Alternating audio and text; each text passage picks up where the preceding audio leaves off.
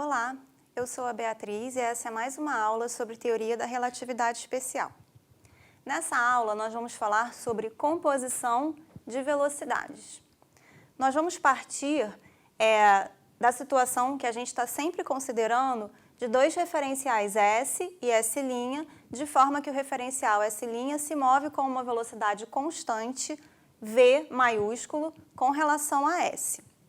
E a gente tem também aqui um objeto que se move com uma velocidade V minúscula, se medida por um observador no referencial S, e V' minúscula, se medida por um observador no referencial S'. Nessa aula, a gente vai considerar que todas as velocidades estão ao longo da mesma direção. Nesse caso aqui, no nosso exemplo, ao longo da direção horizontal. E o que a gente quer obter é a relação entre as velocidades V' e V medidas para esse objeto pelos observadores nos dois referenciais. A gente já viu que se a gente usar as transformações de Galileu para obter a relação entre essas velocidades, a gente vai ter essa lei de composição de velocidades aqui, que é a lei de composição de velocidades, no caso não relativístico. Então, a gente tem que V' é igual a V menos Vzão, que é essa velocidade relativa entre os dois referenciais. Só que o conceito de velocidade, ele está ligado ao conceito de tempo, porque velocidade é a taxa de variação da posição, ou seja, como a posição de um objeto varia com o tempo. Então, por exemplo, se a gente pensar no conceito de velocidade média, a velocidade média de uma viagem que a gente faz de carro, por exemplo, vai ser igual à distância que a gente percorreu sobre o intervalo de tempo, ou seja, a duração da viagem.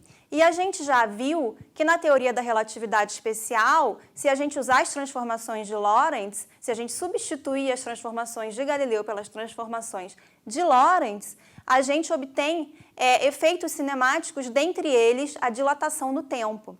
Ou seja, na relatividade especial, intervalos de tempo medidos por diferentes observadores em diferentes referenciais podem ser diferentes. Ou seja, na teoria da relatividade especial, o referencial pode afetar essa passagem do tempo. Então, a gente espera que, na teoria da relatividade especial, o referencial, a mudança de referencial, também afete esse conceito de velocidade. E, de fato, isso acontece. A lei de composição de velocidades, no caso relativístico, é dada por essa expressão aqui.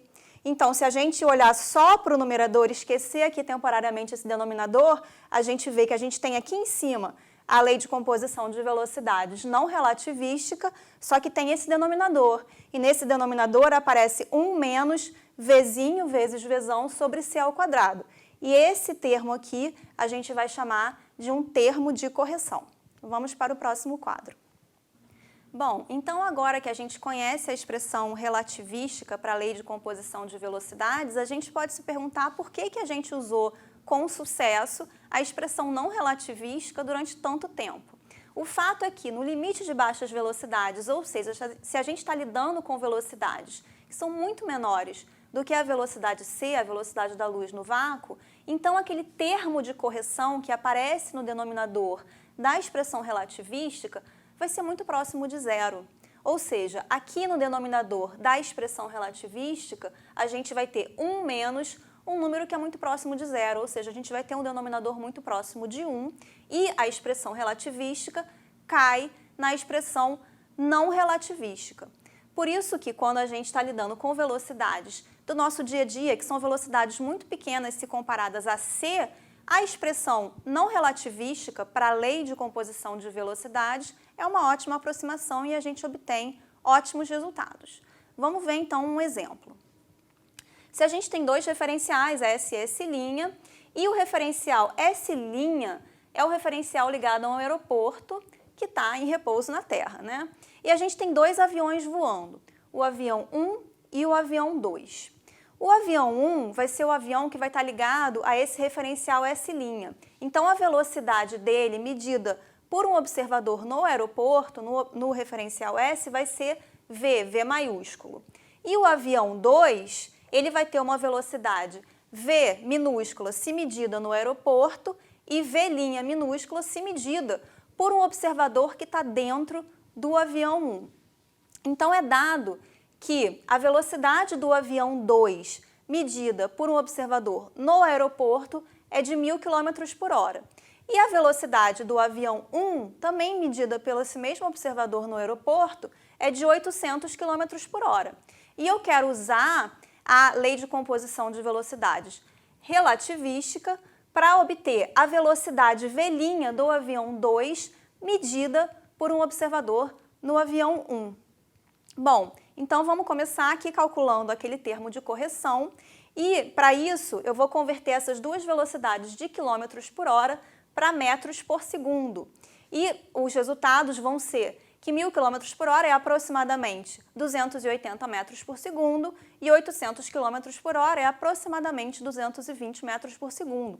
Então, aquele termo de correção vai ser igual a 280 vezes 220 sobre c ao quadrado, que é 3 vezes 10 a 8 metros por segundo ao quadrado. E esse fator de correção, então, vai ser aproximadamente 7 vezes 10 a menos 13, ou seja, um número muito próximo de zero. Então, aqui no denominador da expressão relativística, a gente vai ter 1 menos um número que é 7 vezes 10 a menos 13. A gente vai ter um número muitíssimo próximo de 1. Então, para todos os efeitos, a velocidade V' do avião 2 medida por um observador dentro do avião 1 é igual a 1.000 menos 800, que é igual a 200 km por hora, em ótima aproximação. E notem que aqui eu estou usando exemplos que envolvem aviões, que têm velocidades que já são muito maiores do que as velocidades que, de fato, a gente está acostumado no nosso dia a dia. A velocidade da nossa caminhada, a velocidade de um carro e velocidade de um ônibus. Então, de fato, no nosso dia a dia, a expressão não relativística é uma excelente aproximação para a expressão relativística. Vamos para o próximo quadro. Vamos ver agora a situação em que, em vez de a gente ter um objeto material, a gente tem um feixe luminoso aqui se propagando para a direita. Então, a velocidade desse feixe luminoso, medida aqui nesse referencial S, vai ser igual a C. Vamos imaginar que a gente está aqui fazendo as nossas medidas no vácuo e a gente quer calcular, quer usar a lei de composição de velocidades relativística para calcular essa velocidade V' desse feixe luminoso de acordo medida por um observador no referencial S'. Bom, a gente já viu em aulas anteriores que a expressão não relativística nesse caso seria V' igual a C menos Vzão, a velocidade relativa entre esses dois referenciais. A gente viu isso quando a gente estava falando sobre aquela contradição que surgia entre a mecânica newtoniana, o eletromagnetismo de Maxwell e o princípio de relatividade de Galileu. E a gente viu que naquele caso, essa velocidade V' seria menor do que C, ou seja, de acordo com a expressão não relativística para a lei de composição de velocidades, o observador no referencial S' mediria uma velocidade para a propagação desse feixe luminoso que é menor do que C. Vamos ver então agora como fica essa expressão quando a gente usa a lei de composição de velocidades relativística. Então a gente tem aqui V, o Vzinho, né, V minúsculo igual a C, e é fácil mostrar com algumas manipulações matemáticas aqui bem simples que essa expressão aqui vai ser igual a C. Ou seja, de acordo com a expressão relativística, a gente obtém que os dois observadores vão medir a mesma velocidade c para a propagação desse feixe luminoso. Então, isso está de acordo com o princípio da constância da velocidade da luz, que é um dos postulados da teoria da relatividade especial.